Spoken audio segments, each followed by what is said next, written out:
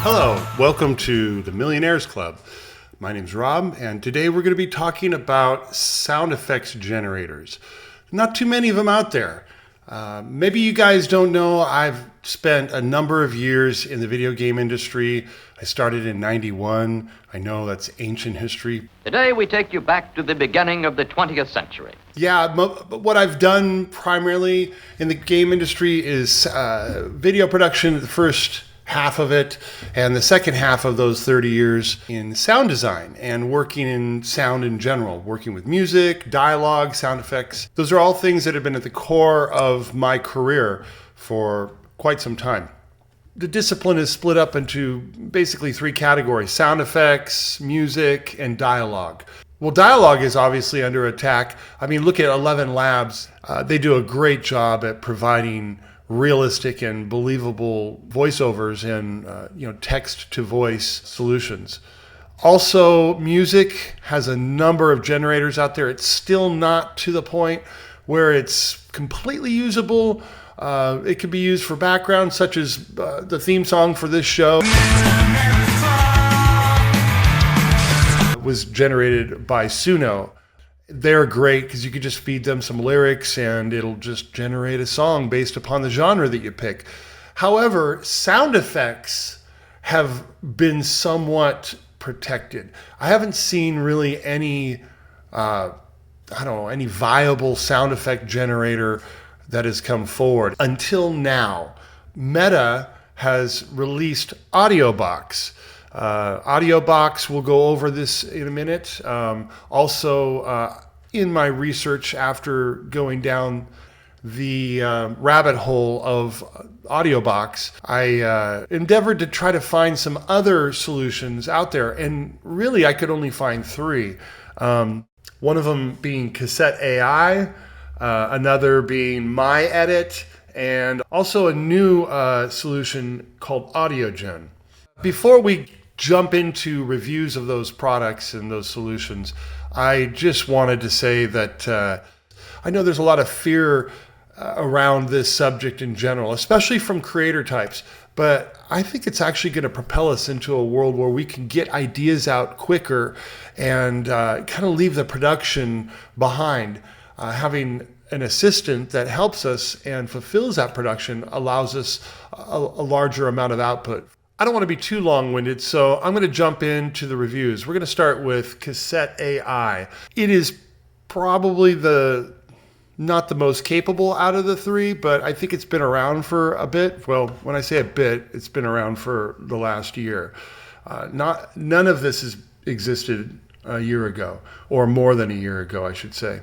So as you can see, you've got music, but we're just really going to focus on the sound effects. I'm going to feed the same prompt into each of these sound generators just so we can kind of compare and see the results from each one.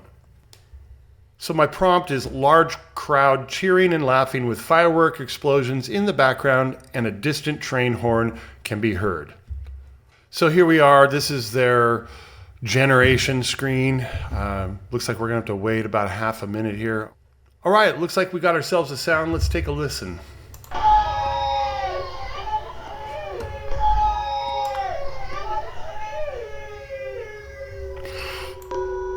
Whoa. Big volume change there. All right, we got one firework. Yeah, I'm not sure what that is. Oh, and there's your train horn at the end. Anyway, so yeah, as you can see, it's pretty rudimentary. It's not, whoa, and then there's that good old horn. So in general, I wouldn't call it a very useful cluster of sound effects or composition. It's pretty weak. It's just one right after another kind of sequence. They aren't layered. The sounds themselves, I mean, they're distinguishable, but ultimately I would say they're unusable. This is a good example of why I felt comfortable that my job as a sound effects artist is just not going to be replaced anytime soon. So next we've got My Edit online photo editor. This is kind of interesting because primarily it's a online photo editor with lots of AI features, but I was surprised to find a full-featured audio toolkit as well. Let's dive in. So as you can see here, we've got all sorts of image tools. We got AI headshot and image enhancer, all the things that you expect from an AI toolbox. But over here in the audio area, look at this, so many cool tools. We got obviously the sound effects generator, which I'm here for, but there's like a vocal remover, voice changer, speech to text. For somebody who doesn't have a set of audio tools like a DAW or something that is specifically made for working with sound, this seems like it would be a good solution. There's just audio trimming and pitch changing and BPM finding. Seems like for the common beat maker, this could be a really useful site. And from what I can tell, it's pretty much free. The reason why I'm here, obviously, is for the sound effects generator. Let's play around with that. So we're going to start off by feeding it the same prompt that I gave Cassette AI. See what kind of results we get from this solution. Looks like it's going to take about a minute to get that thing generated. Oh, wow, there you go. So we got the results here. Let's take a listen.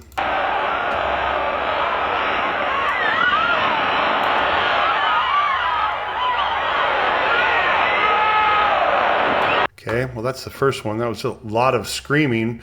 Didn't really hear the fireworks or the train. It's a lot cleaner.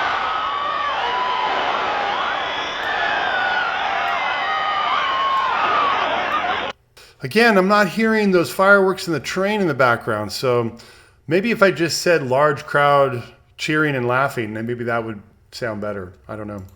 Well, there you go. There's some explosions.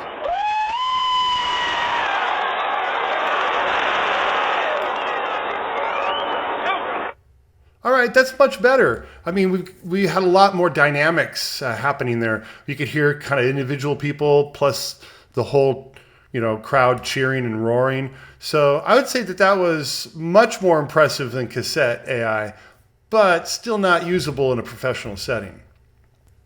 All right, well, AudioGen's kind of interesting. They've only been around a couple months. I mean, they just released this tool in November of 23. And, they're based out of UK. Not sure if they're connected to the AudioGen from Hugging Face, but they do a pretty good job, I think, for being a small startup. Oh, here we go. They're done. Let's take a listen.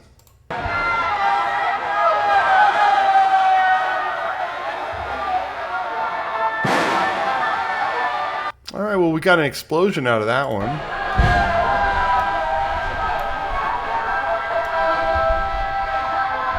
Kind of strange how there's music, I think, mixed in there.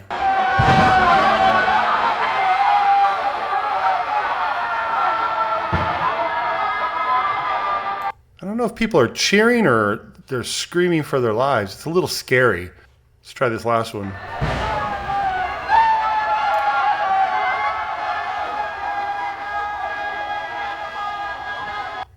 What was that weird noise at the end?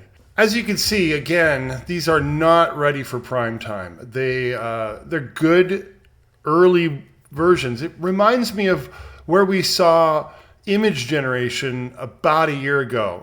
It was there enough to where you could recognize elements within the photo, but it was still lingering in the uncanny valley. And that's where I think these audio generators are now. So that's where we are when it comes to audio effects generation, or at least up until the point of Meta's release last week of Audiobox. Audiobox is a little bit more comprehensive of a tool. It's not even a tool. At this point, it's a foundational research model. Basically, what that means is that this is what they're releasing for developers to create more apps like the ones I just showed you. What I'm about to show you is a demo. It's free to use. You could try it. Just go to the URL. I have the links down in the description.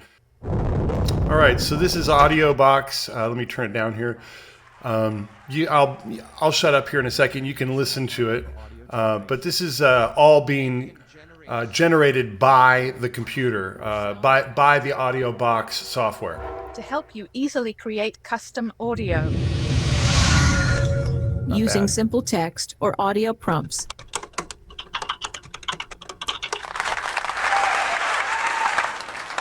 Sounds better than the other ones. Go ahead, give it a try. All right, so it wants us to go ahead and give it a try. Let me jump on in. You've got all sorts of different things here. You could generate speech in the style of anything that you give it, so meaning voice cloning. Describe voices is basically you use a natural language text interface and describe the voice that you want, like gruff or really high and squeaky. You give it descriptive terms. Then you feed it text for it to generate. So you can also do some voice morphing, voice changing. Restyled voice is basically that. You can even take the generated speech that you have and then change the voice. I'm going to jump over sound effects for a second, but talk to you about how they have a magic eraser, which is pretty neat. You can get rid of background noise and other things, so you can focus on the dialogue that is being generated or played back. And then sound infilling is really neat. You can kind of like the image generators, you can mask out an area and then say, I'd like to, fill in some audio there, like put some birds tweeting. You might have a dog barking, for instance, and you want to get rid of that, and then you want to put birds in instead. So that's what you can do it in sound infilling. I might do a deeper dive on this later on, just about Audiobox and all of its capabilities. But for now, we're going to go back here to sound effects. Sound effects is really what I'm focusing on in this video. So they have a very simple interface. Again, this is a research model. It's not intended to be a finished product.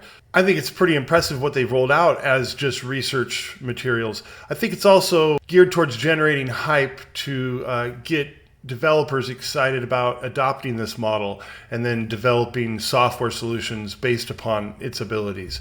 Let's dive in and try out our test prompt, the one that we used on all the other apps. What makes this model so special is that it does both voice and sound effects. And it seems like it's going to be very deep in its abilities. Oh, look, it's ready. Okay, let's take a listen.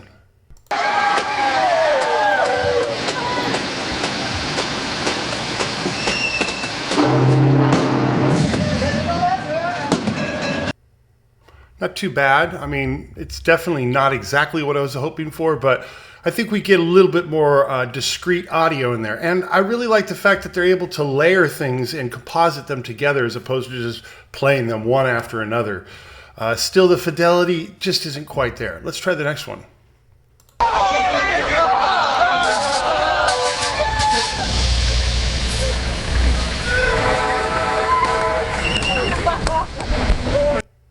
Well, at least we got people laughing and still traversing that uncanny valley.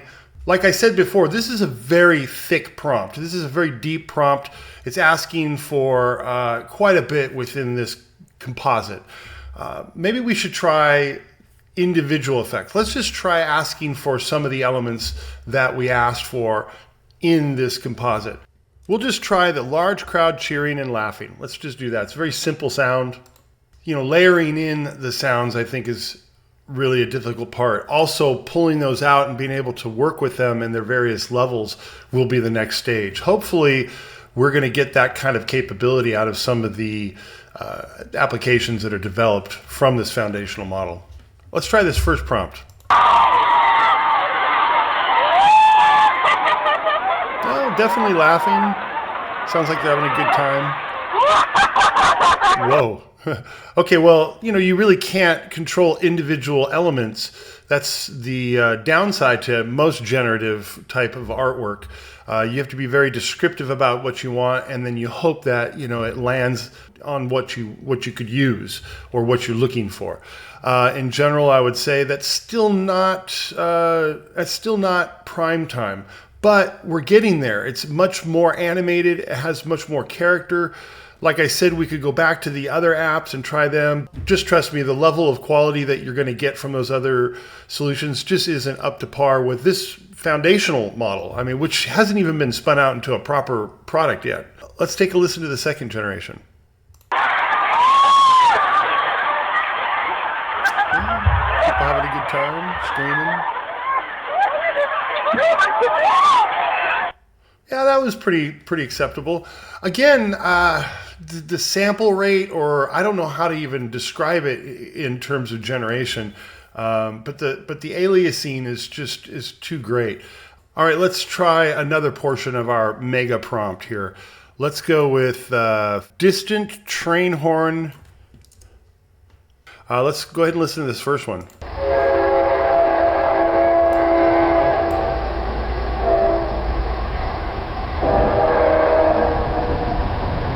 Sounds distant. Play the second one.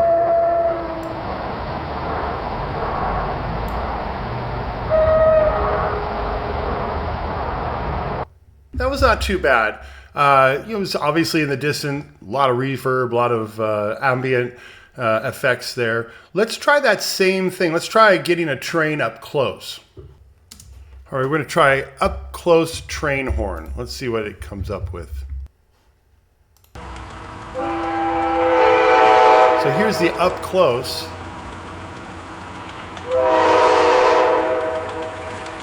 You can still hear a lot of ambient.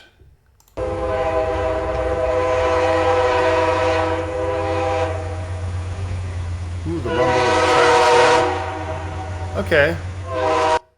Yeah, you know, I would say that in the right setting, those are usable for, like, say, a blog or, you know, maybe comedy, but definitely not if you're looking to do cinematic level work or video game level. I mean, I guess it could work for some video game usages. But a lot of this stuff I still think is in its rudimentary phase. And I don't see it directly exposing the role of a competent sound effects designer. I'm going to try something a little bit more dynamic and challenging. So let's try people talking and laughing at a party. I know it has multiple models. I'm not sure if the language model and the sound effects model work together.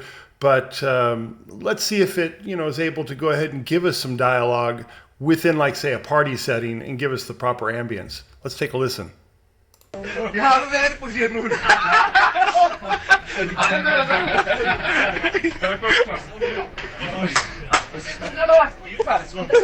Pretty indistinguishable. Sounds like another language. Listen again. Yeah,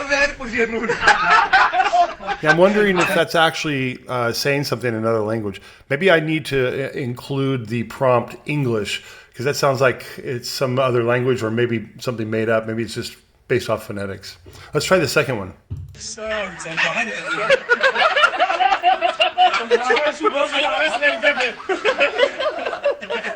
Yeah, I'm not sure if that's another language or not. Let's go ahead and try the prompt again, but with specifying English. We might have to be more specific as to what language that they're talking at the party. Let's find out. No,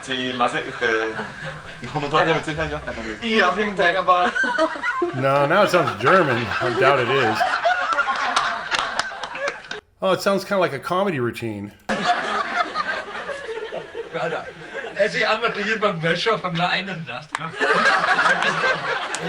gotta be German. Anyways, well, maybe I should push that through the translator to see what it was saying. I think that's pretty impressive, hearing that. I mean, it sounded like a comedy club, sounded like, you know, somebody talking inside of a comedy club, even though I didn't ask for that. Well, unfortunately, I'm not able to move forward with the other demos that they have on Audiobox. Apparently, there are restrictions. Maybe if I come back tomorrow, I'll be able to use it some more. Hopefully you can see between the other tools that are on the market and this foundational model where the tools and the technology are headed. So this leads to the inevitable question, is my career in jeopardy? Well, I guess that's a yes and a no question, not right this moment, but we can see where this research is heading. I don't know, for those of you who've kept up with the image generation and where that's gone from last year to where we are now, it's incredible, and the tools are just getting much more complex in what you're able to craft with them. And we're seeing the dawn of motion, meaning like we're seeing text to video, we're seeing still to video, and video to video. We're seeing all sorts of crazy ways of generating motion images as well. But as I've been saying through this whole video, sound effects in general have really lagged behind in the research and development aspect. It's really exciting for somebody like me to see this kind of development. I'm looking forward to tools that'll be able to take a look at a scene, break it down into a sound asset list, and then you can generate assets or you can record them, plug them in, kind of like implementing for video games. You'll be able to plug into the events of the video that you're scoring for, or you're designing sound for. I see this as a wonderful companion. I'll always refer back to R2-D2 and C-3PO. They were great companions to the people that inhabited the Star Wars universe. I don't think they replaced them, but they furthered their abilities. I know that that's a very simple way of looking at AI, that the type of AI that we're developing has its limitations and has some functionality that the robots in Star Wars just didn't have, or the AI systems such as like the ship's computers and things like that. But I think that we're going to come up with a much more integrated, intimate assistant, so to speak, and that will bring agency to the budding artist. Regardless of all of that, I do not see this directly replacing me anytime soon, or anybody in the sound design world. But I do see it leveraging the ability to source sound effects much easier. Recording, doing Foley, whipping out a mic, setting everything up. It's a pain in the butt, and it is very time consuming. So if you're able to go ahead and just kind of call up the sound effects you need that are maybe not necessarily the more creative ones where you have to have nuance and specifics, which I'm sure it'll get to that point, somewhere down the line. We're starting to see AI in digital audio workstations, DAWs, but they really don't create sound effects. They're more about synthesis, more about isolating vocal tracks or instrument tracks, doing post-processing, kind of cleaning up your audio. But we really haven't seen a lot of generation. We've seen music generators, like I said, and we've seen some dialogue generators, some really great stuff out there. But this is really the dawn of the sound effects generator. These tools really excite me. I know they're threatening to some. For me, I've accepted a world that will either be able to replace what I do or augment what I do. And I'm ready just to say I'm doing what I do for what I do. I know I didn't really go too much into the philosophical aspects of it, but it's good to lay a groundwork of understanding of what we're facing before delving into those higher levels of thinking. Once again, I thank you for joining me on this journey. I hope you continue to follow me as I explore how artificial intelligence impacts society and the things that we do on a daily basis. For now, I'm going to sign off, and this is Rob at Millionaires Club. Until the next time, see you around the campus.